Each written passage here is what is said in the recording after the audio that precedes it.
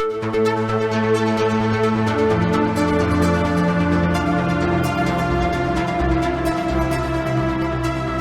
and welcome to the Sensibly Speaking podcast. This is Chris Shelton, the critical thinker at large, coming at you for another hour of podcasting greatness here on iTunes, Stitcher, Google Play, and wherever other good podcasts are sold, as well as with video here on YouTube. Hey, everybody, welcome back to my show. And as you can see, I am welcoming back guest Ciprian Ivanof. Hey, Ciprian. Yeah, he's channeling his Russian oligarch here, his inner Russian oligarch. So we are talking business and Scientology and destructive cults. Now, here's the thing. Ciprian and I have had a few talks about legal matters surrounding Scientology and cults, and he has been, as a fully legitimate lawyer operating out of Washington, D.C., specializing mainly in federal level cases, yeah? My interest is in administrative law. Great. Okay, perfect. Well, on that note, Ciprian emailed me and suggested that we do a talk, a podcast, or perhaps a series of them about certain specific aspects of management and running the organization of Scientology or running a destructive cult in general. But here we're going to talk very specifically about Scientology. Its management style, its management system, and the way that it sort of violates basic human rights and premises of good business even. And I thought that we were talking about this, and he actually suggested to me a series of things that we might go over on this. And I am all about getting help putting my content together. So I was more than happy for Ciprian to suggest these things to me. And I thought, what a great way to discuss. Destructive cults are not destructive just because they have weird, odd beliefs that you don't agree with. That's not what makes them abusive and crazy. It's what they do to their followers and what they do in the practice of the religion, faith, organization, group, rules, however you want to put it, because they're not just religious groups out there. But Scientology is a sort of semi-faux religious group, so we get. And I'd like to chime in on that, yeah. Because as someone who's never been a Scientologist, I find it fascinating because of its parallels with other totalitarian groups, like communism. As you can probably guess from my name, I might have a little bit of experience with it, like being born in a former communist country, which was communist at the time. And just seeing some of the parallels of how people analyze things, administered things, and the kind of emotional workup that dissuaded people from critical analysis seems very similar. The old challenge of trying to figure out what the guys in the Kremlin are thinking is a lot different now, but you get the same vibe of trying to understand the secretive totalitarian rulers by looking at David Miscavige and modern Scientology. Big time. Big time. And that's the lesson here. That's what we have to offer to the world in analyzing and breaking this stuff down is what you see in Scientology, what you see in communist governments, what you see in the Maoist regime in North Korea are all shades of each other. It's all on the same kind of authoritarian spectrum. And so you're going to see similarities of behavior and ideals and practices and the inefficiency of these groups, the way that they misuse their human capital, if you want to talk in strictly business terms, right, is so teeth-gnashingly frustrating, just from an efficiency point of view, much less from the human rights point of view, right? And so let's go ahead and talk about some of these points because we've got quite a few to go through with this. First one being the factor of loyalty. Now, you mentioned this as a, difference between institutional loyalty versus personal loyalty. What were you? Go ahead and clarify what you were thinking on that. Well, And bear in mind, this is coming out of my military experience, but there are two main ways of thinking about loyalty. One of them is to the institution or the cause, and these transcend whoever is in that chain of command or whoever is in charge of you personally. Mm-hmm. And another is personal loyalty. Are you loyal? Do you not care about the other stuff, but you trust your boss? Or is it you're loyal to the people around you, even if you don't like your boss or anything else? Right. And these are powerful personal factors.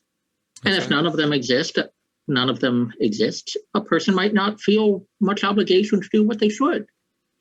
Well, that's right. Or if a person is committed to the cause, but not their leader, they might disobey their leader in the interests of the cause. Mm-hmm. And the reverse may be true. That's one reason why I found a bit about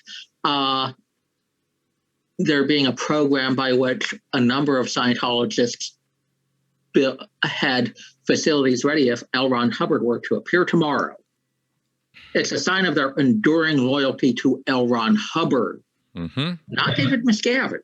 That's right. And you get other situations like Mark Headley where musical chairs. He could see what was going on, so he rigged it so his boss would have an easier time. That was it. That was some display of his loyalty towards his boss versus David Miscavige. Sure.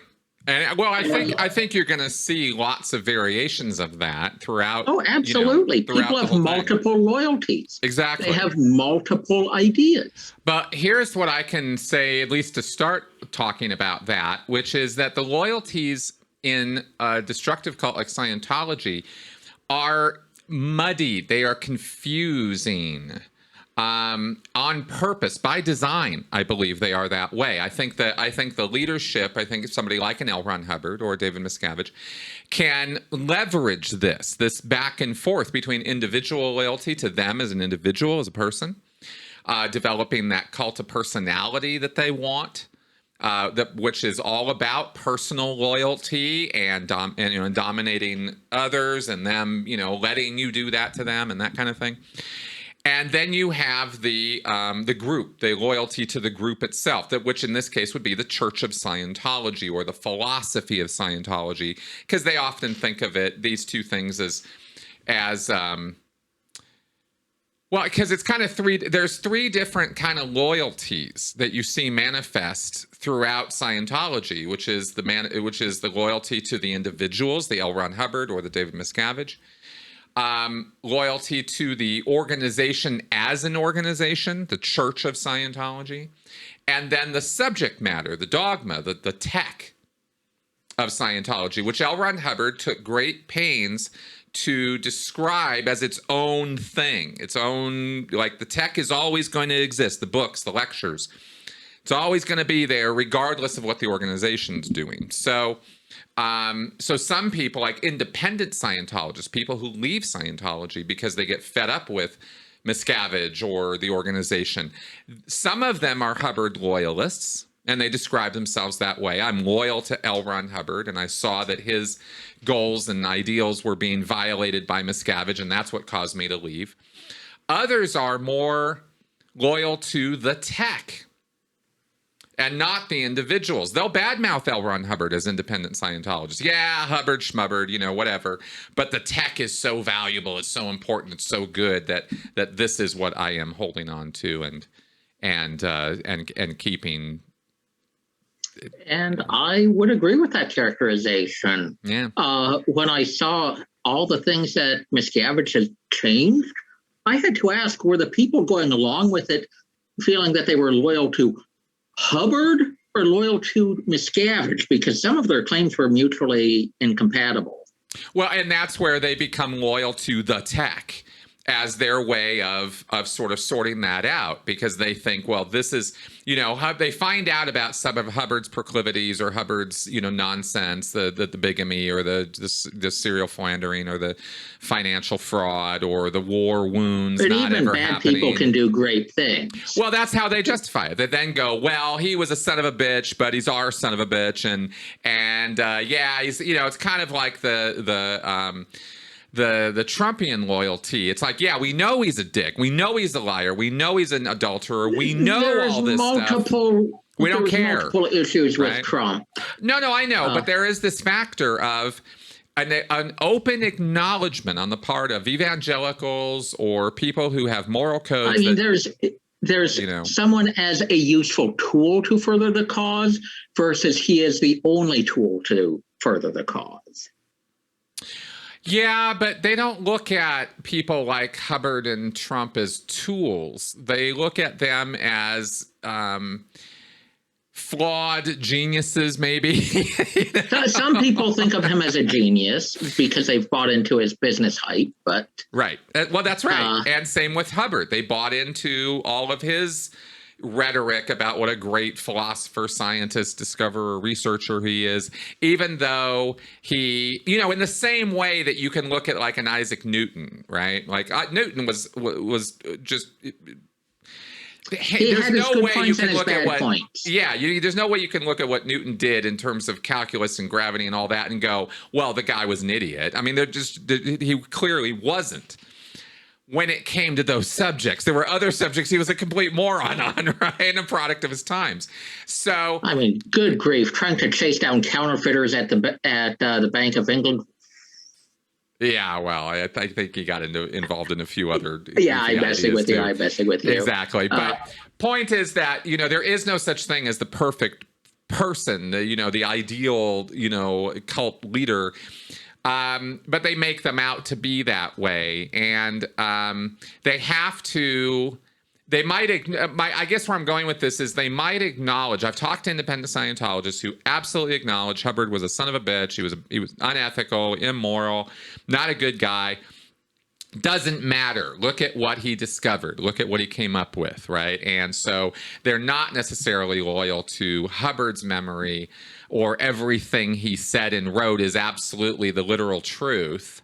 You do run into a lot of people like that, but they do believe that everything he wrote about Dianetics and Scientology is the delivered word of revelation. They're loyal to the promise of Scientology that Hubbard put forward, even if they acknowledge him as not ideally a point of loyalty. Exactly. They try to take pains to differentiate these two things. Other people, of course, other independent Scientologists, and of course a whole boatload of Scientologists, are intensely loyal to the memory of L. Ron Hubbard as an individual. They admire him greatly, think he was a genius, think he was a near demigod. And he's the only person who was able, through force of will and character and whatever else, able to forge this path, trailblaze this path through the darkness of our ignorance and get us this path out of, this trap of the physical universe. And are they necessarily looking at the path? Because they may not have. But Hubbard himself was a pretty charismatic guy. He was able to spin a story very quickly. Mm-hmm. And he was probably smarter than a lot of the people around him.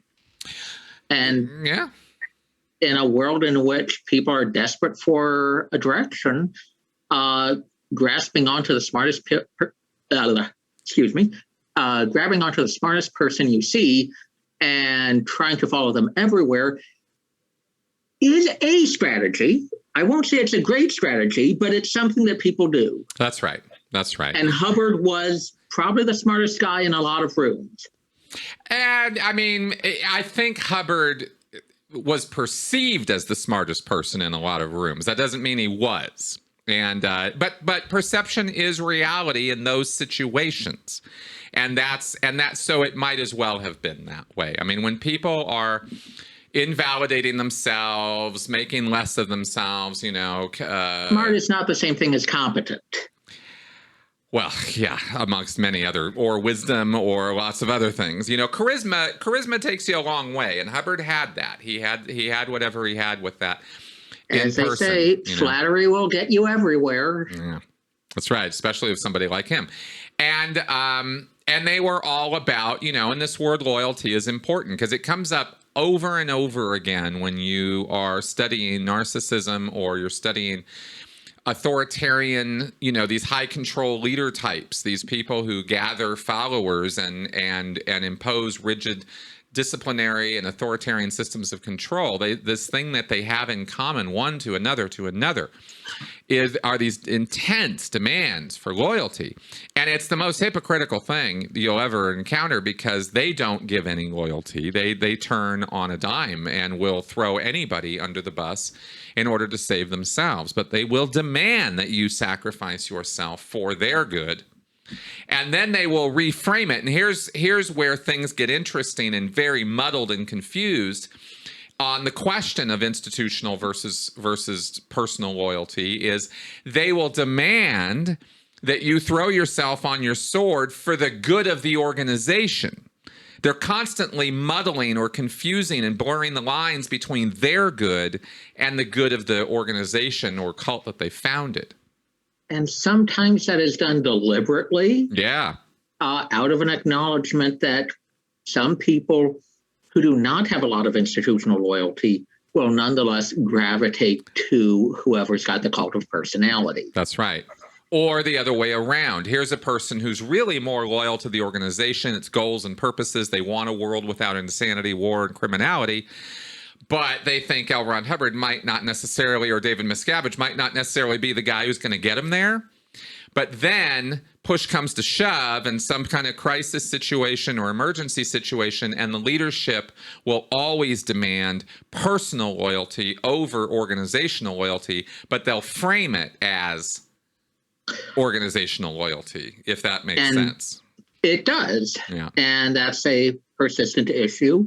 At least a number of communist governments had leaders develop a cult of personality as a plan, not an accident. It was planned. Like what do you mean?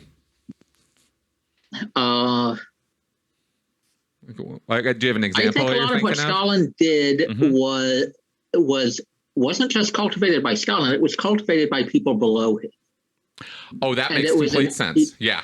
It was an era when the Tsar was a larger-than-life character. Yeah. And coming out of that, there were still a lot of people who thought in terms of personalities, of looking for one big leader, not a huge bureaucratic system. Right. In fact, the huge bureaucratic system was not something a lot of people adapted to well. Well, I don't think it communicates well to people. It's hard to be loyal to a Brazilian democratic, like Brazil meaning the movie, right? The movie Brazil, like this crazy bureaucracy. 1984, set in 1984. Yeah, this like wacko, where every paper is more important than the person it relates to. I mean, this kind of bureaucratic system is very hard to create any empathy or compassion or sympathy for, but an individual can symbolize hopes, dreams, goals, purposes in a way that a bureaucratic structure never could, Right. So we tend to think with the personalities is where I'm kind of going with that. So you ended up with efforts to invoke loyalty based on both pathways. Yeah. One is, okay, the party has a lot of structures to try to analyze things. And with that amount of information gathering and analysis, their decision is surely right. Mm-hmm. Which will convince a few people. On the other hand, we have a great guy at top, and by celebrating his achievements and making him a larger-than-life character, we can really build a sense of identity with him, because people sure are going to identify with the constant requests for information and quotas. Exactly. It's something that people can relate to. And we're always going to have that need because we can relate to a human better than we can relate to a system. or a group of people. It's very hard to do that, conceptually it's hard for us to do that. It's a lot easier to just, take a person or idea, and that thing or that person symbolizes or centralizes all of our thinking about that group or topic or government. This goes on in the U.S. all day long. I mean, this is all we do anymore is talk about personalities rather than issues. God. We don't even talk about issues anymore, really, or about, much less about systems. And I think it has a lot to do with... The last 5 years have been really miserable for trying to get particularized issues analyzed. Exactly. But I'm pointing this out not just to rant or complain. This is by design.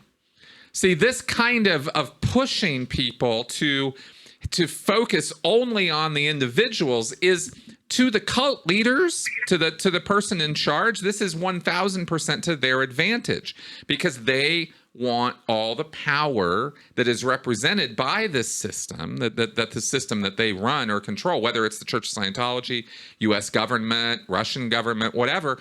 These groups, when we can personify them as an individual, that means that person becomes as same as the power and authority of the entire group.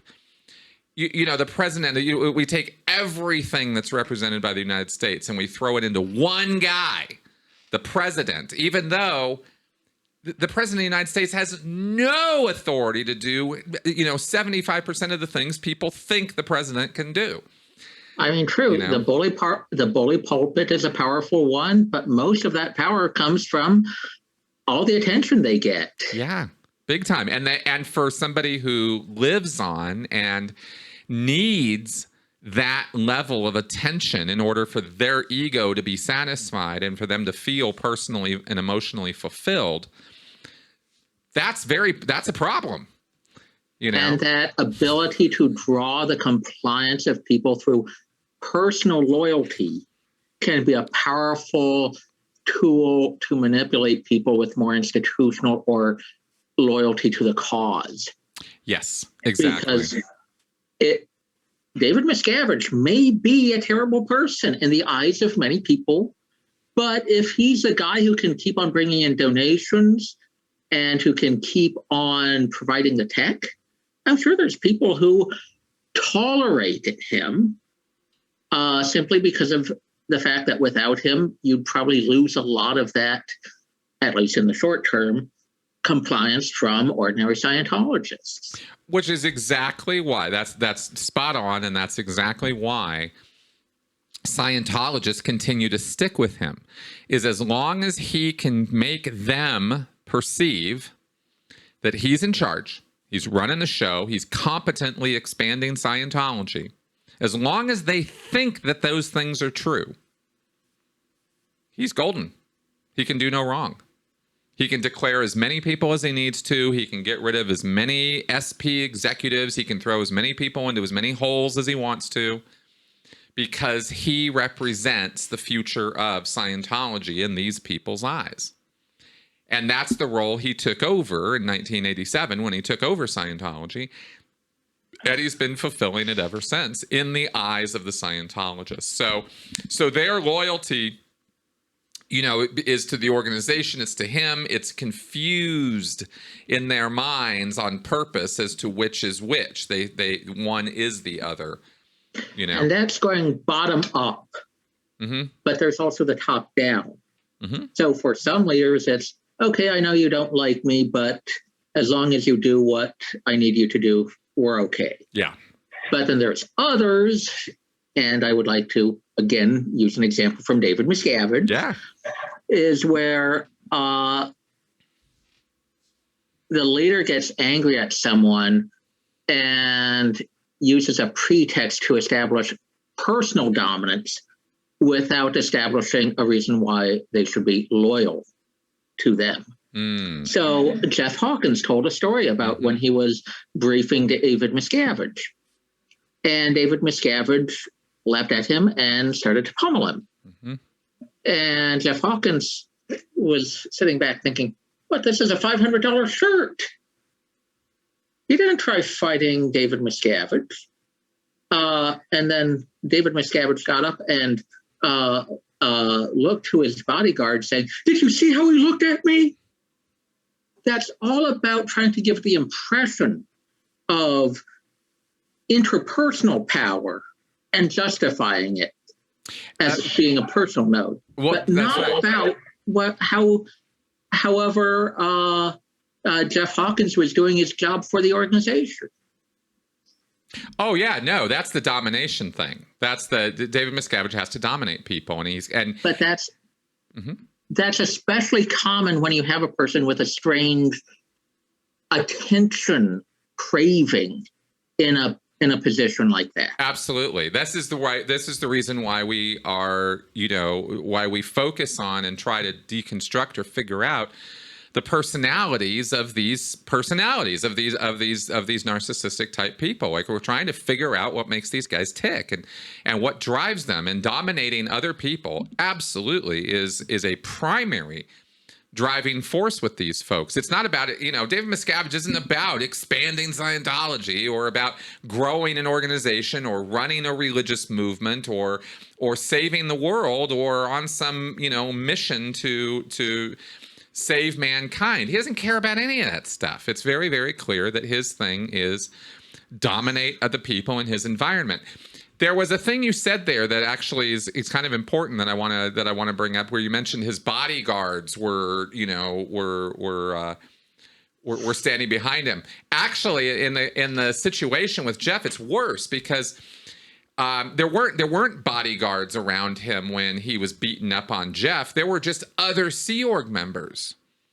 These were just in conference rooms at the Int base, and so it was private. It was secret because it wasn't like Miscavige was paying these people off. These are people who are making $20, $50 a week. Are you talking about Master at Arms or just other people, just other executives? Both, and just the other Sea Org members who are around, whether they're the security forces or whether they are other executives. They're just Sea Org members. And what I'm just talking in terms of loyalties, what you have there is a bunch of people who are convinced that this guy who's beating the shit out of Jeff Hawkins in the middle of a meeting that has nothing to do with beating people up. I mean, it's just out of nowhere. He just starts getting physically violent. They go along with that because they see in this little man, this little dictator, the future of Scientology. They're on board because they bought into the whole belief set. They bought into the fact that Scientology is going to save the world, and this man is the leader. So if he's beaten up on somebody, it must be the case that that guy deserves it. Because it can't be the case that we're saving the world and following this little man who's crazy. I'll agree that it takes a little more faith. It takes a little more acknowledgement of doubt to believe that the leader of the organization saving the world is a nut. Exactly. And it's when they start thinking that way, it's when they allow themselves to start thinking, wait a minute, this guy might be a nut.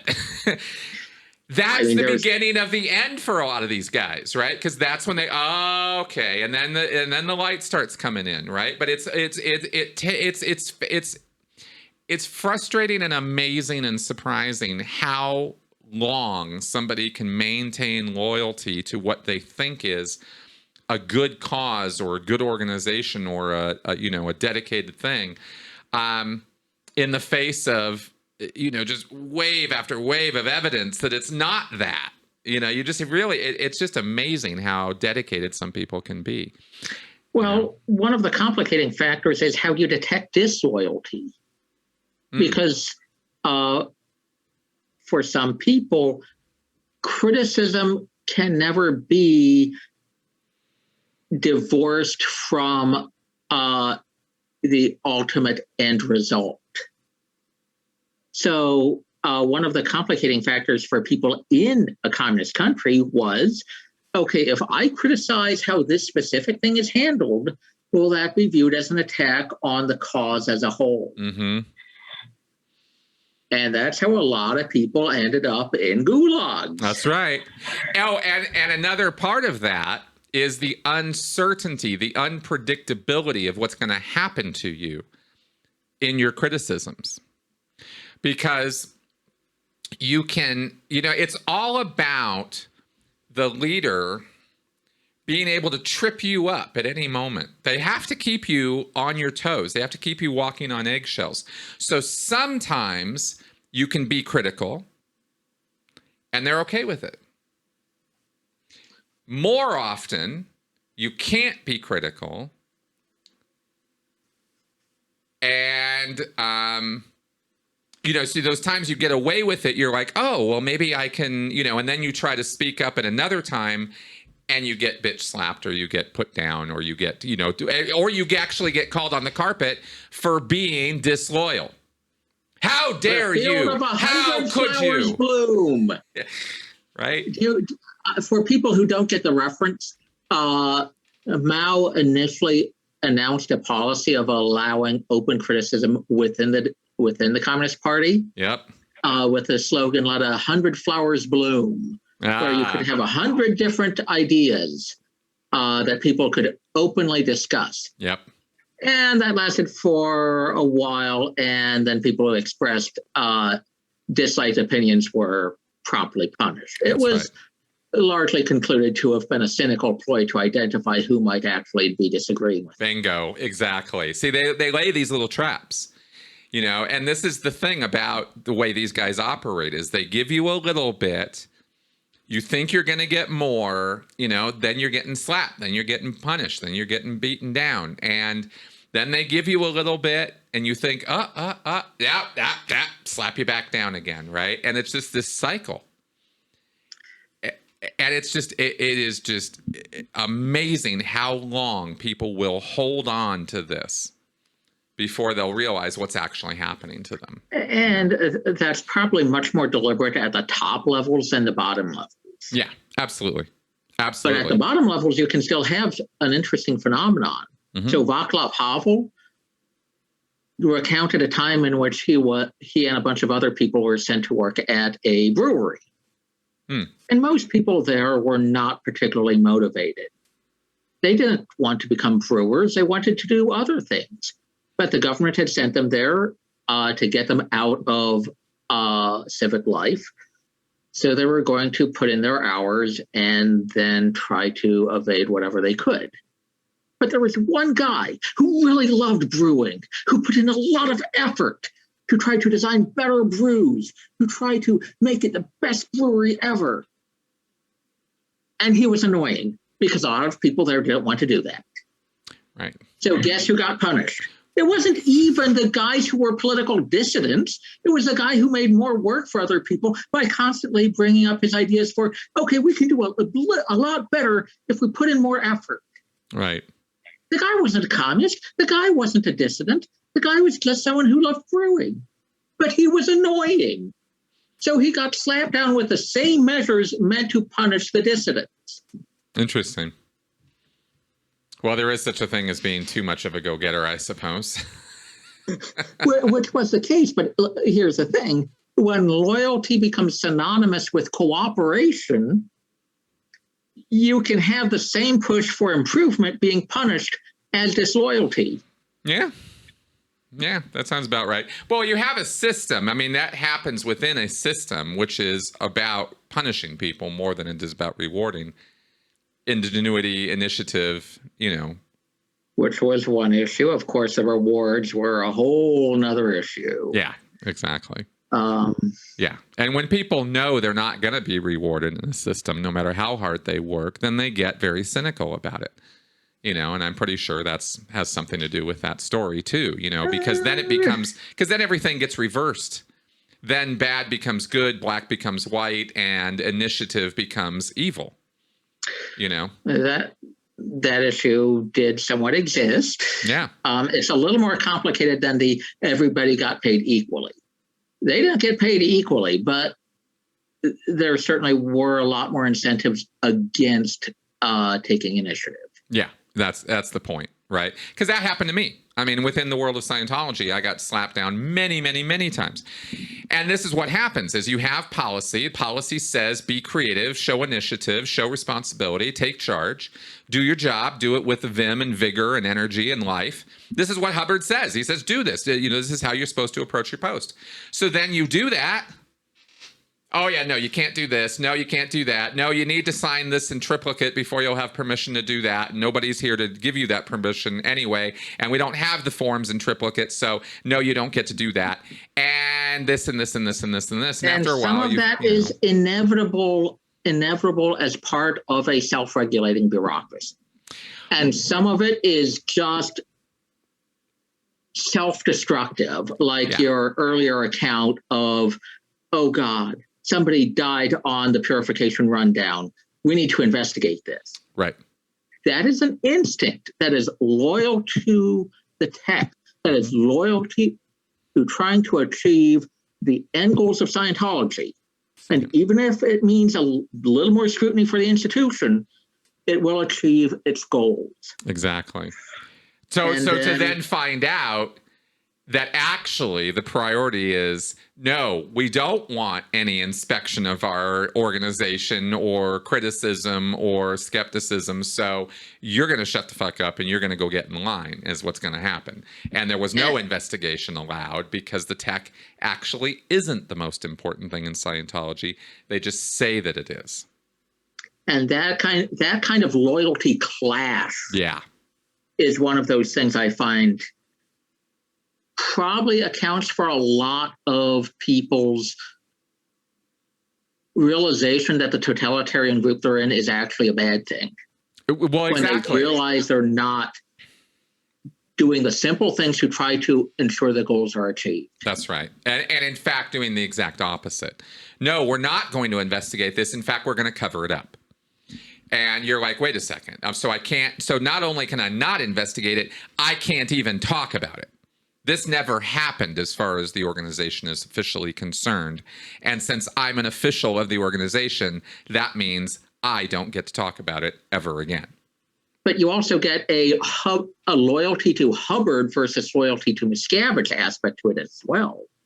Because didn't Hubbard set up a research function for continental management to track down errors? Absolutely. And that's the thing is you're given this system of investigation and reporting, and then you find out, but only when we say you can.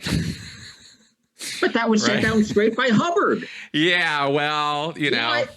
Presumably these people are loyalty to Hubbard and Miscavige. Right. Well, it's those conflicts that cause that dissonance to happen, which causes people's heads to explode, which causes people to leave. And that's why these groups are self-destructive. This is part of the self-destructive formula of destructive cults like Scientology is the internal double binds and the contradictions in their own policies written by the founder, modified or written by Miscavige. They don't gel. They don't integrate well together, and the reason is because the purpose of the activity is not what they say the purpose of the activity is, and this is why destructive cults fail way more often than they succeed. We see some spectacular examples of evolutionary growth and change, and over decades and centuries, we see certain groups, a couple groups, Mormons, JWs, Christianity, evolve and grow from destructive cults to something bigger and more mainstream. But we see thousands and we've got some theological disagreements, but I get what you're saying. Okay, well, I'm just saying that only a few have survived, and most die off very quickly, within a lifetime or two of their founder. And we see this documented over and over and over again, right?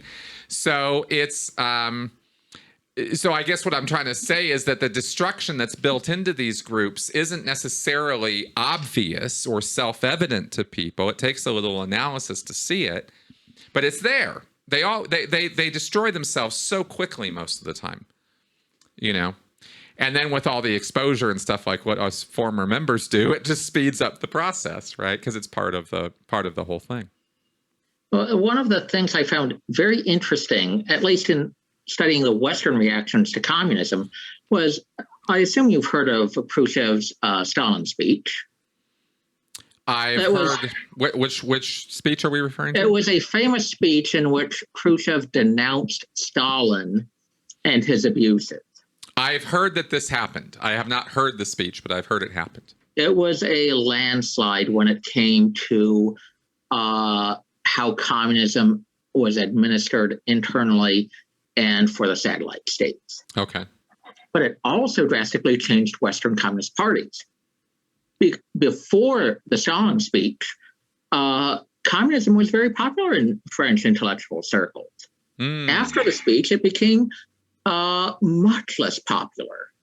What year was this that this was done? I want to say the 1953. Okay, around that time period. Yes. And what was the point of what he was saying? That Stalin wasn't all that? That he had committed a number of appalling things. It was on the cult of personality and its consequences. Oh, okay. You can see a few similarities. And it was in 1955. There we go. Okay, 1955. And Stalin died in 1953. Well, I don't think Khrushchev would have been able to give the speech when Stalin was still alive. Yeah, that's what I was just thinking, right? De-Stalinization. There's a whole Wikipedia article on it. A series of political reforms after the death of Stalin in 1953. Right, like Khrushchev shocked his listeners by denouncing Stalin's dictatorial rule and his cult of personality is inconsistent with communist principles. Interesting. Interestingly enough, there was an attempt to assassinate Khrushchev by some Soviet naval officers. Oh, no doubt. I mean, this sounds like Vatican II for communism. You know, I would disagree with that characterization. Okay, I'm just throwing it out. It's off the cuff here.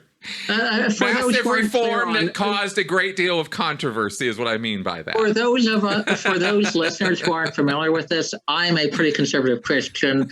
Chris Shelton is a pretty staunch atheist. Yeah. We disagree on a lot of points, but we have productive dialogue. Yes, we do.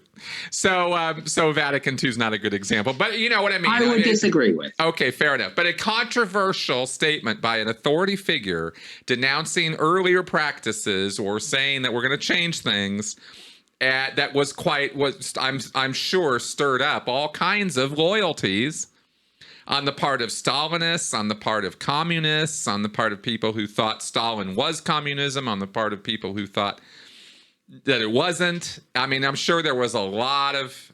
it was a big issue. I'll bet it was. So you ended up with a lot of tangled situations such as, okay, the people who've been sent to the gulags by Stalin were supposed to be released and sent home. How did the people around them react? A lot of people were suspicious of the people who returned from the gulags. Of course. Some of it was probably because they had benefited by being promoted in their absence. Mm-hmm. Part of it was probably because if a person's been in prison for years, they've probably had some worrying adaptations to prison life, like a certain willingness to fight over a loaf of bread. Well, actually, let me suggest something slightly different here. Okay, yes, there are all the specifics of reasons why people can be suspicious, but I think that it actually sits right on what we've been talking about this whole time, which is loyalty. Okay, you have a group. Okay, Scientologists, communism, right? Soviet Russia, two different groups, very, very similar structures, very, very similar practices. And where you have people in the Soviet Russia returning from gulags, you have Scientologists or Sea Org members returning from the RPF. There's a reason why I brought that topic up. Yeah, right? Because it's same.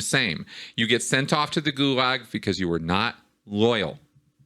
Now, the specifics of your disloyalty might be completely made up, might be completely somebody's imagination. Doesn't matter. You did something that pissed off somebody in a wrong, bad way, and that person had enough authority to punish you by removing you from the situation. That was true for the gulags. That was true for how the RPF works in Scientology and the Sea Org. Same thing. What you do isn't really what gets you there. It's the circumstances and pissing off the wrong people at the wrong time that gets you there. And you are then perceived as disloyal. In the minds of everybody, you were sent to the RPF because it was your fault. You're the one who messed up. And there's just this weird thing that people do where they just, okay, he must have deserved it. He must have deserved it. And the same thinking applies with disconnection and SP declares in Scientology too. You know, there's always this, oh, well, he must have deserved it. So it's no surprise to me at all that people coming back from the gulags were treated with suspicion and you know, distrust, and because they were disloyal. Same with the RPF. You get off the RPF, you've paid your debt to Scientology, but you haven't. You have to do a whole liability formula. You have to take months after you get off the RPF, proving to all the Sea Org members that you're now working with that you are now a good, loyal Sea Org member. You have to prove it to them. It's not enough you finish the RPF program. So there's a whole, that's just the beginning of your reintroduction into the group again. So I just can't help but draw the parallel there. And yeah, there's a reason why I brought it up. Yeah. There's a lot of parallels with communism in Scientology. Yeah. Yeah. And, you know, and this is, I mean, you know, it's all a matter of perception and propaganda. This is how the masses are controlled. This is how you do it. Is you form, you create a group or an ideal or an identity, and you say, okay, we're all going to be this now. We're all going to be Scientologists. We're all going to be good communists. We're all going to be good Americans. You know, and how do you end up spitting on and hating Vietnam veterans coming back from this atrocious war that they were sent off to? Well, you label them all as baby killers and scumbags and horrible people. And now they're not Americans anymore. They're disloyal to the American ideal. You know, you went over there and you didn't soldier properly as far as I'm concerned. So you're scum and we're not going to, and we're, you know, kicking you out. There's a kind of complicated thing here because a lot of the people labeling Vietnam veterans as baby killers, etc., were people who were opposed to the war and who associated any soldier with the leadership directing the war. Yeah, right. That's right. They didn't make that distinction in their head. That's right. Which is I think that's one of the major factors in what causes a lot of bad thinking. But the other part is the counter reaction. Mm-hmm. So when Lieutenant Calley committed an atrocity at My Lai, there were a lot of people who couldn't tell that what Lieutenant Calley did was an actual massacre rather than just being another hyperbolic accusation by the same people who spat on returning soldiers. Right. You ended up with kind of one extreme pushing the other group to ignore actual atrocities, which, of course, when people ignore an actual atrocity, that gets taken very seriously. Yep. That's very disturbing and worrying. Exactly. But it actually started out as a counter-reaction to one extreme. And both sides, and the kind of goofy thing on the loyalty theme is that both sides feel that they are being loyal to or following the ideals of what they were doing, you know, carrying out the counter, you know, the protesters are, well, no, it's it's an American thing to protest. I'm a real American because this is an illegal war. how dare they, and then you got these troops over there. No, I'm a loyal, patriotic American. I'm fighting the good fight because this is what my country is telling me to do. And I'm here because the law told me to be here. That's right. I didn't have a choice. That's right. I'm stuck here anyway. But I'm being a loyal American. I'm not skipping off to Canada. I'm not skipping off to Mexico. I'm doing, I'm being the good person. I'm being a good person. And both sides think they're being the good person. That's what's so crazy making about this is they'll kill each other, convinced they're the good person. And depending on how they define the ideals of the country, they may both be right. Well, yeah, I know, right? Sometimes this really is a difference of theories and values. That's right. But they'll kill each other over it. Yep. Or at least beat each other up. I mean, they'll literally come to blows over this. Remember Gorbachev? The KGB tried a coup against him.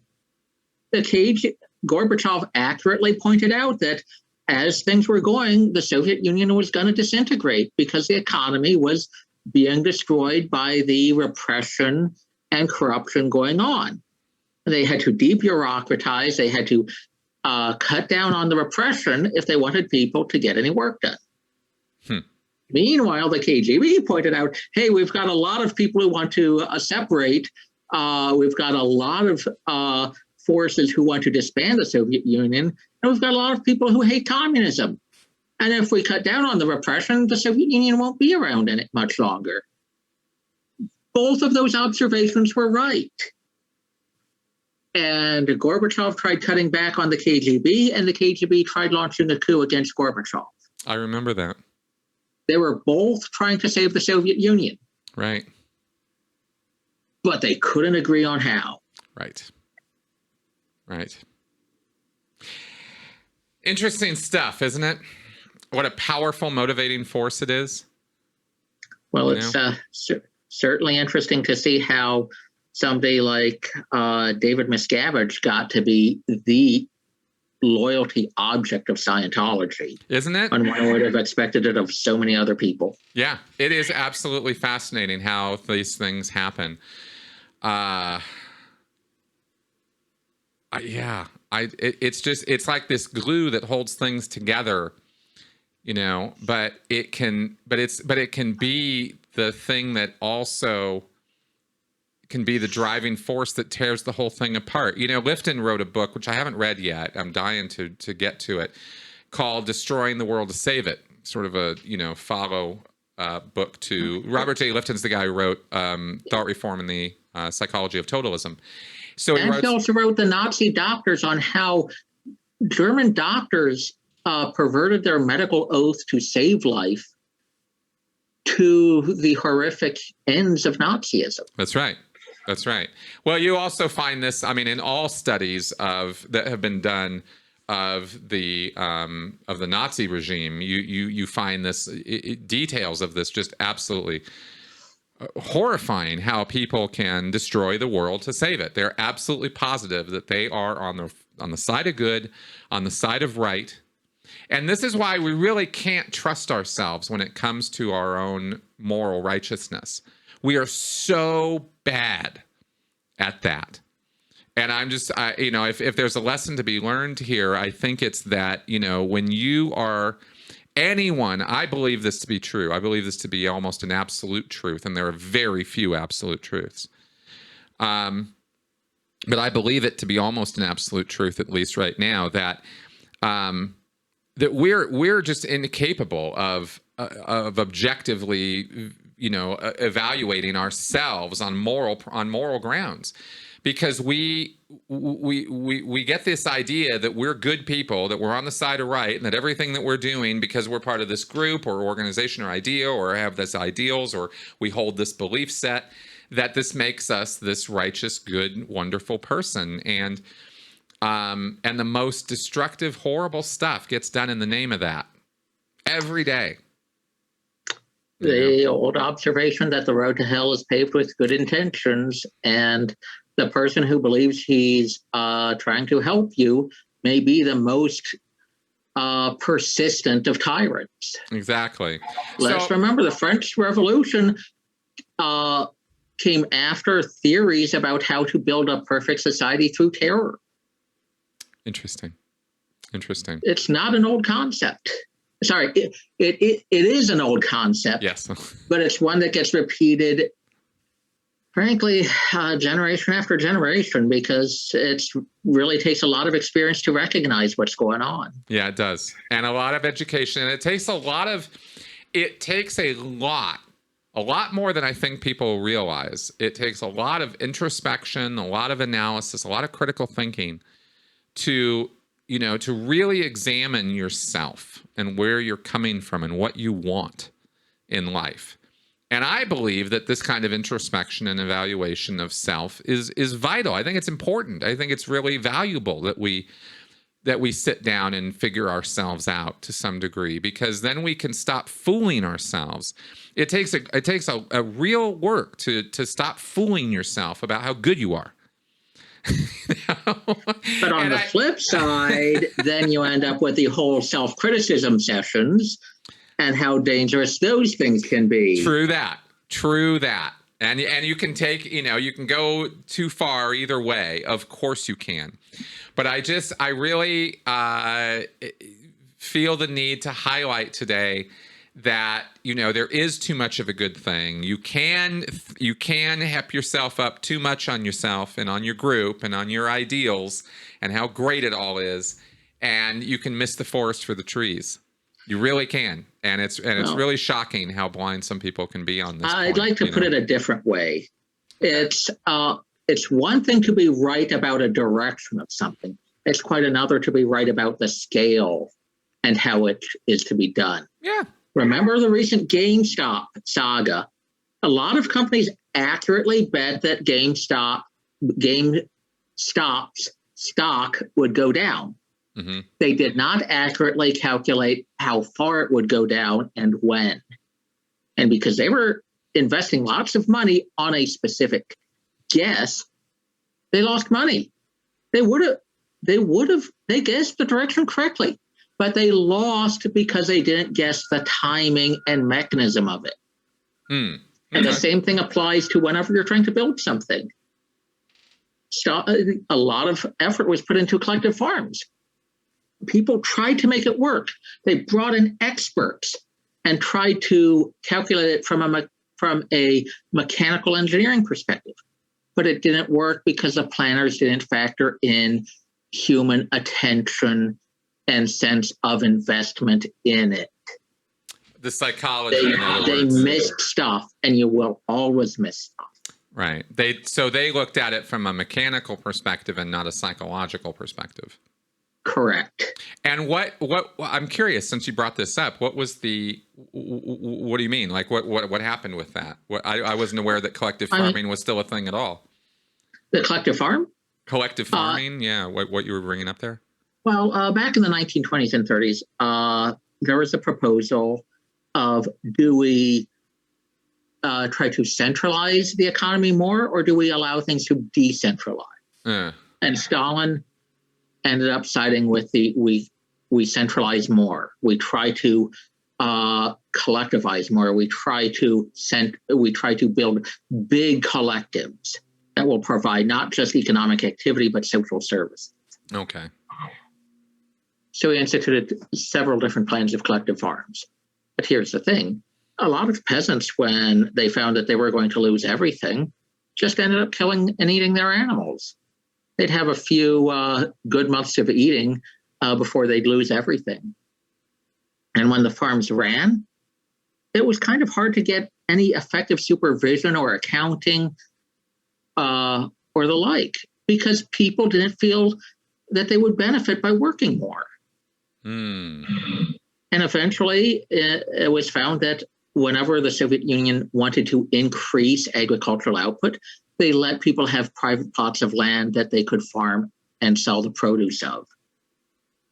Interesting. So whereas on paper, academically, it might have appeared that you had this mechanical solution that was going to work out and everybody was going to produce this much food, and if we did that by average, everything would be great, and nobody wanted to do it. but you privatize, and then suddenly there's incentive. Everybody's got a theory about how it'll work. Right. And quite often those theories are wrong. Right. As the saying goes, the life of the law is not logic, it is experience. Yep, exactly. However, when people see criticism based on past experience, if they have unquestioning faith in their theory, they can treat it as disloyalty. Yep. So, well, Ciprian, the only reason communism has never really worked is because nobody's ever really done it, you see. And I'd like to show them the people who gave countless hours and worked hundreds of hours a week, over 100 hours a week to make it work. Right. They tried. They really did try. I'm sure they did. And the fact of the matter is it doesn't work because it doesn't work. It sounds great. It goes down to information flow, but we didn't really start studying information flow as a particular concept until the end of the 90s. It just wasn't really understood outside of a handful of economists. Right. Well, I think you make a great point, which is that it might sound great. You might have a fervent belief in it. You might be absolutely 100%, 1,000% sure that what you got is the world's biggest mousetrap, and everybody's going to beat a world, a path to your door, and it's absolutely positively going to work better than anything has ever worked before. And then you try to institute it, and guess what? It all falls apart because you didn't anticipate. And when it fails, do you assume that the critics were sabotaging it, or do you assume that the critics were legitimate in their concerns? I think the answer to that question is how good of a critical thinker are you, and how much do you apply yourself to? And if you're particularly paranoid, you can conclude that it was sabotage and they're disloyal and exactly. And this is what we call the fundamental attribution error. And I call that the prelude to a lot of political violence. Same thing. Exactly. Or, cult meltdowns, Jonestown. I mean, these things are not disrelated. So when you have a program fail in Scientology, and I'm assuming there's a lot of them that do. Yeah. Is a person who was in charge of a failing program blamed for being not dedicated enough? Absolutely. 100% of the time.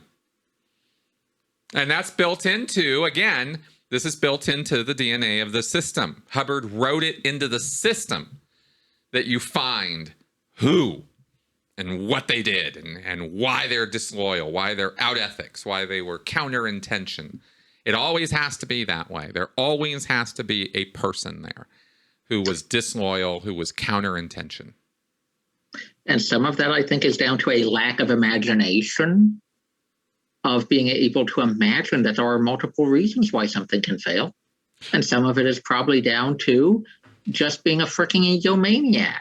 Well, I think that's where I was going to go with that, is I think it has to do with the short-sighted vindictiveness of egomaniacs, right? It's like, I said it should be this way. The physical universe, the world at large isn't agreeing. It's not, just because you wanted it doesn't mean it's going to happen.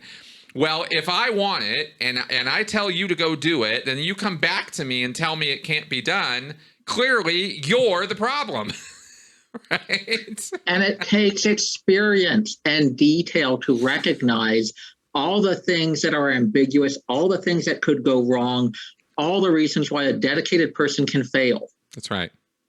That's right. But see, that's the thing. In these groups, it's never about that. It's practically a characteristic of a destructive cult. You can practically judge it based on this behavior singled out. And it's also called one of the characteristics of a toxic leader in other organizations. Same. This is not an isolated thing. That's right. But it is particularly observable in a cult like Scientology. Exactly, which is why it's worth highlighting and why there's a lesson to be learned there for all of us out there. Because this is not just about how bad Scientology is. I think we've drawn enough references and comparatives here to show that this kind of thing is, very broadly applicable to all of us. I'm trying to highlight connect these dots more often in my shows here for people, because I've been talking about this stuff for years, and I still have people listen to my content who happen to think that I'm just talking about Scientology. Oh, look at Scientology. Look at how weird it is. Oh, look at Scientology. Look at how evil it is. Oh, look at Scientology. Look at how bad it is. One of the things that struck me with one interview was a person mentioning how one musician had volunteered to help produce a video for Scientology. Mm-hmm. And he didn't get a place to stay. He wasn't compensated for his expenses.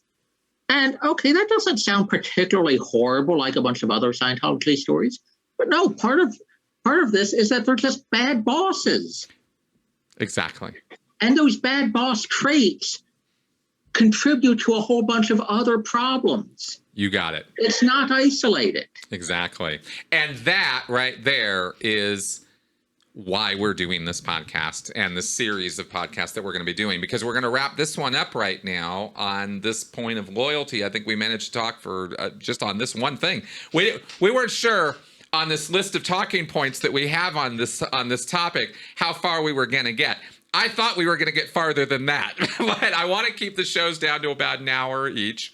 And we've got a whole list of things that we're going to be talking about, because there's all kinds of other stuff here connected to this that ties into these points we're talking about. There is, short-term stress, long-term stress, sleep deprivation, crunch times, all kinds of little things, these little mechanisms that get utilized to control people, mess with people's heads, and mess with their lives. And I think they all fit under the broad umbrella of bad leadership, toxic leadership.